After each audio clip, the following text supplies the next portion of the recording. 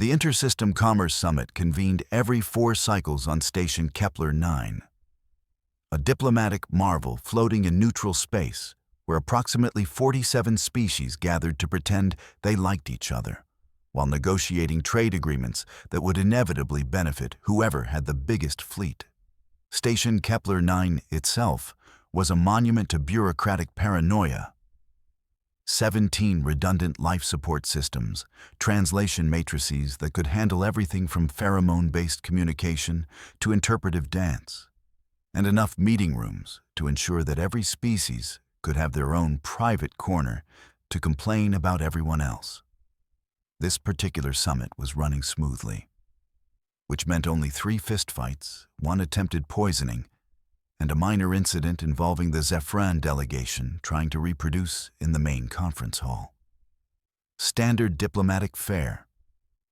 The real entertainment, however, was about to begin in Conference Room 7, where the Vexrath Empire had decided to remind everyone why they were considered the biggest bullies in 3 sectors. Ambassador Korthian of the Vexrath Dominion stood 8 feet tall on 4 legs, possessed 6 arms capable of crushing titanium, and had a face that looked like someone had started sculpting a dragon, got bored halfway through, and decided to add extra teeth instead of finishing properly. His species had conquered 42 worlds through a simple philosophy. If you can physically dominate something, you own it. Elegant in its simplicity, terrifying in its execution, and remarkably effective right up until it wasn't. Across the negotiating table sat the human delegation, 3 individuals who, by Vexrath standards, looked like particularly fragile children pretending to be adults. No natural armor, no claws, no venomous sacs, no electromagnetic pulse capabilities, just soft skin, those peculiar binocular eyes, and an apparent fondness for wearing fabric instead of properly intimidating scales. The Vexrathians found humans aesthetically offensive, which was saying something coming from a species that looked like a committee had designed a nightmare. The lead human negotiator, a woman named Kira Vance, who stood maybe 5.5 feet tall and weighed less than one of Korthian's legs, was explaining some tedious detail about mineral rights when the ambassador decided he'd had enough of listening to Prey speak. He reached across the table with one of his middle arms and yanked her hair. Not hard enough to injure, just enough to remind her of her place in the natural order. A dominance gesture that every species in the room understood. The Vexrath delegation chittered their approval. The observers from other species shifted uncomfortably.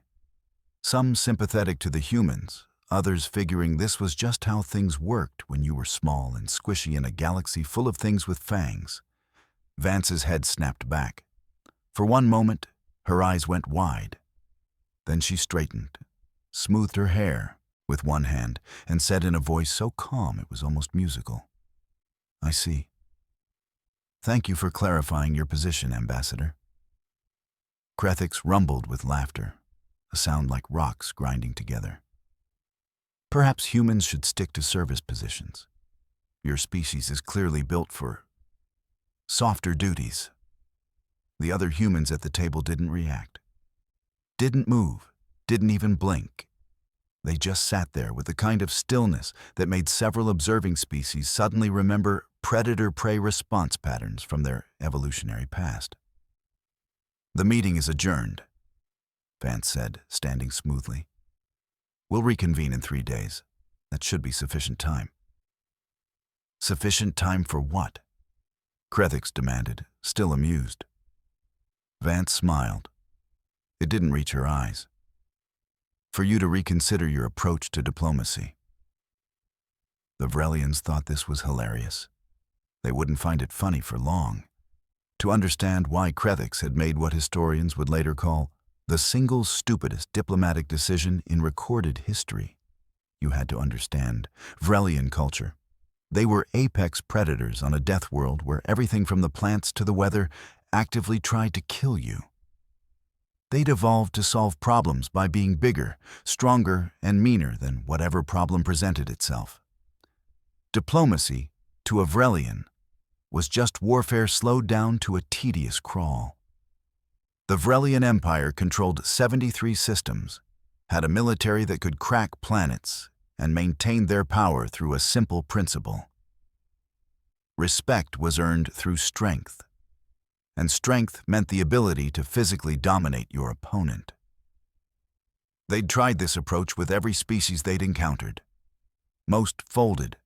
Some fought back and lost. A few managed to earn a grudging partnership through sheer military capability. Humans, by Vrelian assessment, were none of these. They had shown up to galactic civilization late, with modest technology, limited territory, and bodies that looked like they'd been designed by someone who had never actually seen a proper warrior species. The humans had 11 colonies, maybe 60 warships worth noting, and an economy that was respectable but hardly threatening. They were, in Vrelian estimation, a minor species that should be grateful for whatever scraps the major powers threw their way. Krethix had pulled Vance's hair because, from his perspective, she needed to understand reality. The strong dominated the weak. The weak accepted this or got crushed. It was the natural order, and trying to negotiate as equals when you clearly weren't was simply inefficient. What Krethix didn't understand, what his entire species had failed to grasp, was that humans had learned a very different lesson from their own evolutionary history. They'd learned that the biggest predator in the cave was rarely the one that survived longest. That intelligence, patience, and the ability to plan across time horizons longer than "what can I kill right now" were survival, traits that beat raw strength almost every single time. They'd learned that if you couldn't win a fight, you didn't fight. You made sure your enemy couldn't fight either. After the meeting, Krethix returned to his delegation's quarters and thought nothing more of the incident. He dictated some messages to subordinates, enjoyed a meal of raw Thexian crawler meat, and went to sleep confident that tomorrow's negotiations would be more productive now that the humans understood their place. He slept peacefully, dreaming of conquest. He really shouldn't have. The human delegation did not sleep. They returned to their quarters, activated security protocols that made the station's own systems look like children's toys, and got to work. Kira Vance sat at the center of a holographic display that would have made most military command centers jealous. Around her, data streams flickered. Trade routes, financial records, political alliances, military deployments, everything the human intelligence services had compiled on the Vrelian Empire over the past 15 years. Because here's the thing about humans that the galaxy was perpetually slow to understand. They were collectors, information specifically. They'd entered galactic civilization with their eyes wide open and their mouths mostly shut. And they'd spent every single moment since then watching, listening, and learning. Every species had files in human databases. Cultural practices, economic vulnerabilities, political structures, military capabilities, and most importantly, the intricate web of relationships that held galactic civilization together. Humans understood something that younger, stronger species often missed. That power in a complex system wasn't about who could punch hardest. It was about understanding where the supports were and how to remove them. "Options," Vance said quietly, touching the bruised spot on her scalp where Krethix had grabbed her hair. Her second, a man named Marcus Chen, who looked like someone's kindly uncle but had previously worked in human military intelligence, pulled up a three-dimensional map. The Vrelian Empire maintains its power through three primary pillars: military strength, economic control of rare earth processing, and a network of vassal species who provide resources in exchange for protection. Time frame for destabilization? Depends how gentle we want to be. Vance's smile was thin. I'm not feeling particularly gentle. 48 hours for economic collapse. Another day for political fracturing. Call it 3 days total.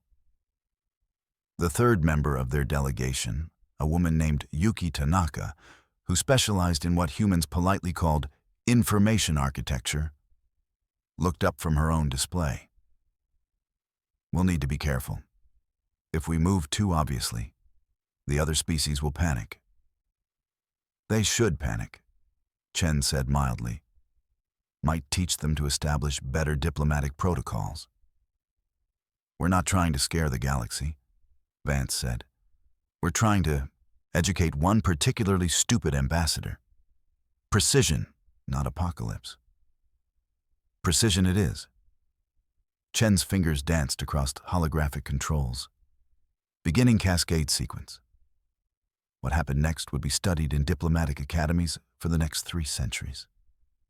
Day 1 began quietly. Too quietly, in retrospect. Vrelian trade ships began experiencing unusual delays. Nothing dramatic, just a series of small problems. Cargo manifests that didn't quite match customs databases. Permits that required secondary verification. Inspection protocols that suddenly became much more thorough at exactly the wrong times. The Vrelian logistics core was good, but they'd built their entire system assuming that most species were too intimidated to enforce regulations strictly. Now, suddenly, every minor species along their trade routes had discovered a remarkable dedication to following the letter of the law. By mid-cycle, 17 Vrelian freighters were stuck in the various ports, their cargo cooling, their schedules disrupted. The Vrelian trade minister sent some strongly worded messages. The minor species sent back apologetic responses and continued their very thorough inspections. In the financial sector, things got more interesting. Vrelian banking concerns suddenly found themselves subject to routine audits. Not illegal, not even unusual. Every major empire underwent financial review on a rotating basis. But somehow, multiple audits had been scheduled simultaneously, requiring the submission of approximately 40,000 documents, all cross-referenced and verified. The Vrelian Financial Consortium had to divert 300 employees to handle the paperwork, which meant they were too busy to process normal transactions efficiently, which meant delays in everything from military payroll to colonial administration to corporate accounts. Still nothing obviously catastrophic. Just friction in a system that depended on smooth operation. Krethix heard reports of these minor inconveniences and dismissed them. The galaxy was full of bureaucratic nonsense. It would resolve itself. Then the labor disputes started. The Vrelian Empire relied heavily on client species for resource extraction. Less advanced civilizations who provided raw materials in exchange for military protection and technology. It was a good deal for the Vrelians and a terrible one for everyone else. But when your choice was between exploitation and getting conquered by someone worse, you took the exploitation. Except suddenly, the client species were discovering they had options. A mining colony on Vrelian Outpost 7 found out that another buyer was offering triple the rate for their rare Earth exports. The Vrelians threatened to revoke protection. The miners pointed out that their contracts allowed for competitive bidding, and anyway, their security could be handled by private contractors who, coincidentally, had just offered very reasonable rates. On Outpost 12, agricultural, workers learned that their trade union was actually legally recognized under Vrelian law, a law the Vrelians themselves had forgotten about, and that they were entitled to collective bargaining. They immediately demanded wages that would cut into profit margins by 40%. On Outpost 21, manufacturing facilities experienced a sudden wave of mechanical failures that required extensive maintenance. The local repair crews were available to help, but their rates had mysteriously quintupled overnight. Pattern recognition wasn't Krethix's strong suit, but even he started noticing that something was wrong. He called an emergency meeting with his diplomatic staff. "What," he growled, "is happening?" His trade attaché, a smaller Vrelion named Draxus, who handled the boring details Krethix couldn't be bothered with, pulled up reports. "We're experiencing coordinated inconveniences. Nothing that violates any treaties or laws, but what? But it's all happening simultaneously, and the timing is suspicious." "Pirates?" Krethix suggested. "Rivals? No attacks, no violence, just friction. Everything takes longer, costs more, requires more verification." Krethix snarled. "Fix it." "We're trying, but whoever is orchestrating this has a very detailed understanding of our economic structure." In the back of Krethix's mind, a small voice wondered if this had anything to do with the human delegation. But that was absurd. Humans were weak. They couldn't possibly have the reach or resources to impact an empire spanning 73 systems. Could they? Day 2 was when things stopped being inconvenient and started being terrifying. The Vrelian military, which prided itself on being the third largest fleet in the galaxy, woke up to discover that approximately 40% of their supply contracts had been terminated. Not breached, properly terminated according to the terms written into the agreements themselves. The Proxian Materials Corporation sent a very polite message explaining that they were discontinuing their partnership due to strategic restructuring. The message didn't mention that a human-owned competitor had just offered Proxian a sweetheart deal on rare earth processing that was too good to refuse. Thelian Shipworks, which had been building Vrelian cruisers for 2 decades, announced they were unfortunately too busy with other contracts to fulfill the next order. They apologized for the inconvenience. They did not apologize enough for Vrelian tastes. But the contracts had exit clauses, and Thelian had followed them to the letter. Across 17 different suppliers, the same pattern repeated. Legal terminations, polite apologies, replacement contracts mysteriously unavailable. The Vrelian military could operate with existing supplies for maybe 6 months. After that, they'd start losing operational capacity. Nothing immediate, nothing dramatic, but the trajectory was clear.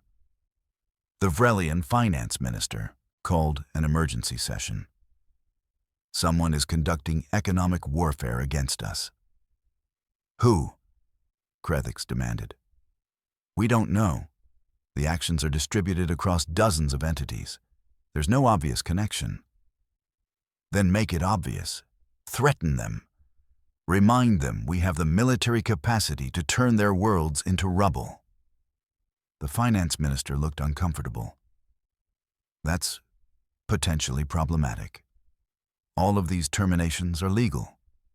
If we threaten military action over legal business decisions, we'll be in violation of the Covenant of Civilized Conduct."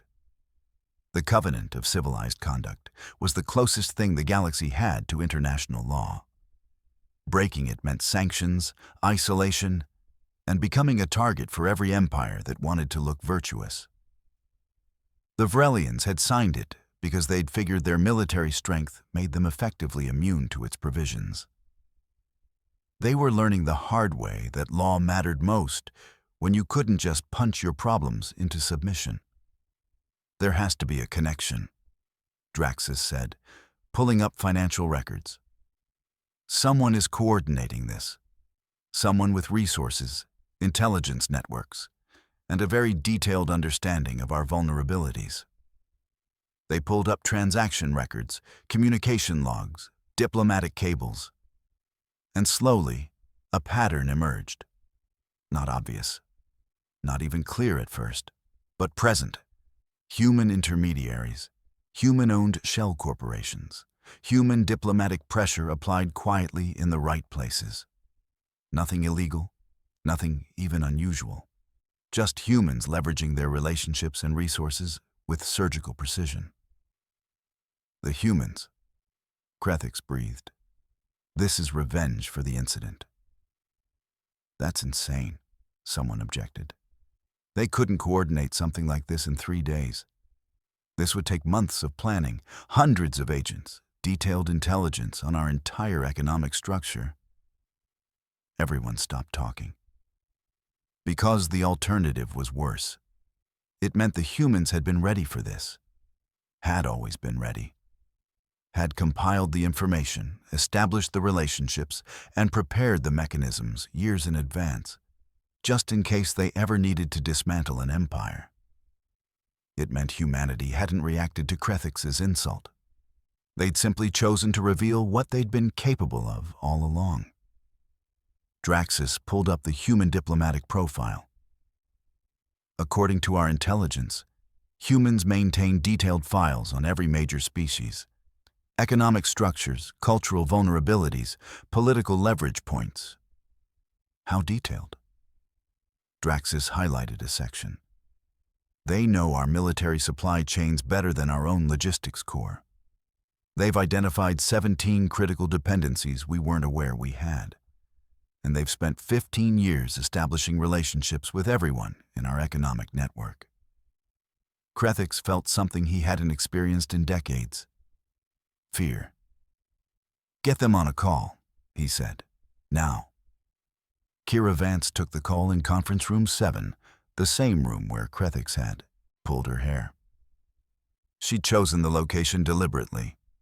Humans were big on symbolism, even when no one else was watching. Krethix's face filled the holographic display, and even through the distortion of interspecies transmission, Vance could see he was rattled. Good. What? He growled. Do you think you're doing? Negotiating, Vance said pleasantly. I thought you wanted to discuss mineral rights? You're destroying our economy. I'm facilitating free market competition. All of those suppliers were free to make their own choices. We simply ensured they had better options available. This is warfare. This is capitalism. I'm surprised you don't recognize it. Your empire is built on economic exploitation. Krethix's claws scraped against his console. If you don't stop immediately, we will be forced to take military action. Against who? Vance leaned back in her chair. We haven't violated any laws. We haven't attacked anyone. We've simply engaged in normal business practices. If you threaten military force over legal commerce, you'll be in breach of the covenant, and then... She smiled. Well, then you'll have bigger problems than us. You cannot do this to an empire. We already did. Past tense, Ambassador. Vance pulled up a holographic display. Would you like me to explain exactly how we did it? I have time. Our schedule is remarkably clear now that negotiations have stalled. Krethix said nothing, but his breathing had increased. Vance took that as permission to continue. 15 years ago, when humanity joined galactic civilization, we made a decision. We were small, weak by most standards, and surrounded by species that could crush us militarily. We needed an alternative to traditional power. She highlighted a network of connections on her display. So we became valuable. We established trade relationships. We provided services. We made ourselves useful to everyone, and in the process, we learned everything about everyone. Espionage, information gathering, all legal, all based on public records, trade data, and simple observation. We just paid attention better than anyone else bothered to. She zoomed in on Vrelian economic structure. Did you know that your entire military supply chain depends on 7 key bottlenecks? Of course you didn't. You never looked. You assumed strength was enough. She pulled up another display. Your client species are unhappy. They've been unhappy for decades. You thought military force was enough to keep them in line, but you never considered what would happen if they had alternatives. We provided alternatives. You bribed them. We offered better deals. That's commerce, Ambassador. Your species understands dominance, but you never learned cooperation. You never built loyalty. You built fear, and fear lasts right up until something scarier comes along. She smiled coldly. Or in this case, until something smarter offers a better option. Krethix was breathing hard now, his multiple eyes narrowed. What do you want? Want? Vance looked genuinely surprised. I don't want anything, Ambassador. This isn't a negotiation. This is a lesson. A lesson? You pulled my hair. That was a message. Know your place, accept your weakness, understand that strength is the only thing that matters. Vance stood, placing both hands on the table. So I'm sending a message back. Humans don't have scales or claws. We don't have the ability to crack planets or field armies that can conquer solar systems. But we have something better. We have patience, we have memory, and we have the ability to understand systems so complex that species like yours don't even see them. She pulled up a final display showing the cascading effects of their actions. In 48 hours, we've disrupted your supply lines, fractured your labor force, terminated your military contracts, and begun the process of liberating your client species. We did this without firing a shot, without breaking a single law, without even raising our voices. We did it by understanding your empire better than you do, and by being better at working with others than you ever bothered to be. Krethix was silent now, staring at the web of connections and consequences spreading across the display. You wanted to remind me of my place, Vance said softly. Consider yourself reminded of yours. You're not an apex predator, Ambassador. You're an anachronism. You're a species that thinks violence equals power in a galaxy that's moved beyond that. And every empire built on fear and dominance eventually crumbles, because fear only works until something more frightening comes along. What happens now? Krethix asked, and his voice had lost its aggressive edge. Now. Vance sat back down. Now you have a choice. You can continue down your current path, try to salvage your empire through military force, breach the Covenant, and watch as every species you've bullied for the last century lines up to help us finish what we started. Or, she paused. You can restructure. Fair contracts with your client species, equitable trade relationships, actual diplomacy instead of dominance. And if we do this, then we stop. The contracts get renegotiated, the supply chains stabilize. You lose some power and profit, but you survive. And you learn that in the long run, cooperation beats domination every single time. Krethix stared at her for a long moment. You planned this. Before I pulled your hair. Before we even met. You had this ready. We have this ready for everyone, Vance said calmly. We hope we never have to use it. But hope isn't a strategy, Ambassador. Preparation is. The call ended. 3 days after the incident, as Vance had predicted, negotiations reconvened. Krethix attended, but he was subdued. The Varelian delegation signed trade agreements that were far more favorable to humanity and everyone else than they'd planned. They agreed to reform their relationships with client, species. They accepted terms they would have laughed at a week earlier. Other species watched this happen with growing unease. The Thexian delegation called for a private meeting with the human representatives. Then the Zephrins. Then the Novari Collective. Everyone wanted to know the same thing. Did humanity have files like that on them too? Vance's answer was carefully neutral. We maintain relationships with all galactic civilizations. we find that understanding our neighbors leads to better cooperation. It wasn't quite a yes. It wasn't quite a no. It was perfect from a certain perspective. Within 6 months, 17 different species had approached humanity about establishing stronger trade relationships. Within a year, 3 previous conflicts had been resolved through human mediation. Within 2 years, humanity had gone from a minor species that most empires barely noticed to one of the most influential voices in galactic politics. They never fielded the largest fleet.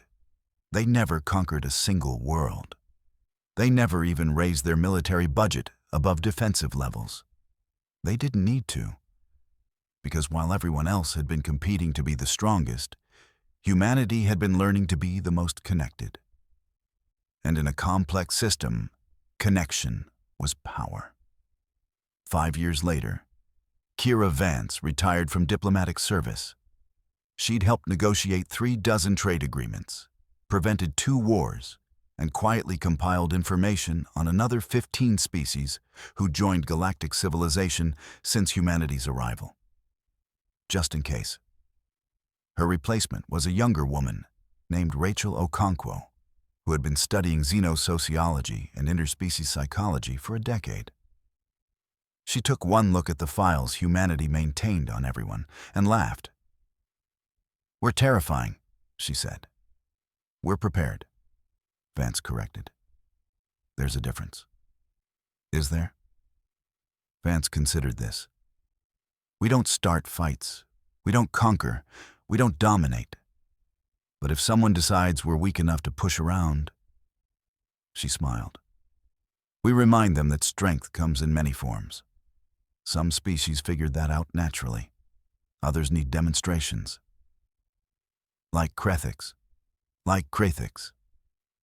Okonkwo pulled up the current status of the Vrelian Empire. They downsized significantly, reformed their relationships with client species, and pivoted toward legitimate trade. Their economy was smaller, but more stable. Their military was reduced, but more professional. They were, by most measures, better off than they'd been before.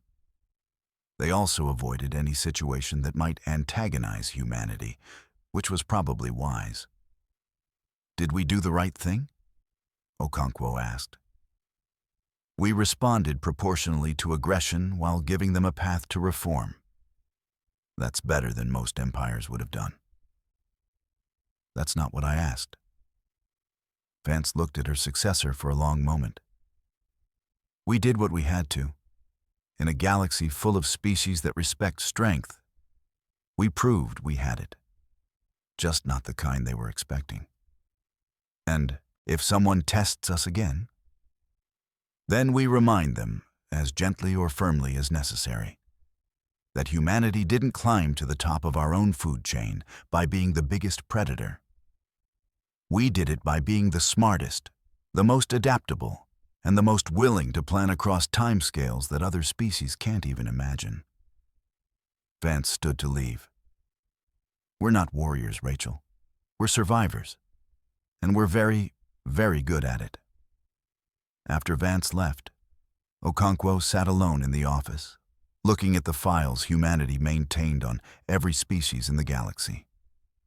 Detailed information on economies, cultures, vulnerabilities, dependencies.